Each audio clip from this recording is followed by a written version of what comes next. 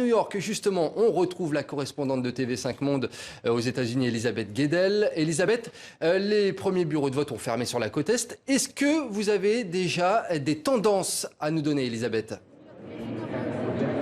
Et oui, on sait avec certitude déjà que Donald Trump remporte 3 États, l'Indiana, le Kentucky, la Virginie occidentale, ainsi que la Caroline du Sud il y a quelques instants. Donc 4 États pour Donald Trump, un État, le Vermont, pour Hillary Clinton. Alors jusque-là, pas de surprise. Vous savez, ce qu'on regarde de près, ce sont les États clés, ces États qui hésitent entre le camp démocrate et le camp républicain d'une élection présidentielle à l'autre. Et là, Donald Trump est en tête en Pennsylvanie et en Virginie, Hillary Clinton, et c'est un peu une surprise, dans l'Ohio et la Caroline du Nord, très important.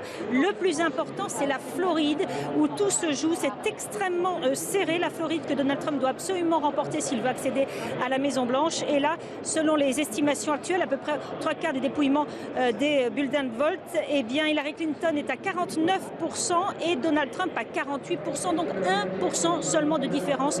La communauté hispanique, les électeurs hispaniques semblent s'être mobilisés pour cette élection, donc très très serré en Floride, mais Hillary Clinton mène très légèrement 1% d'écart entre les deux candidats.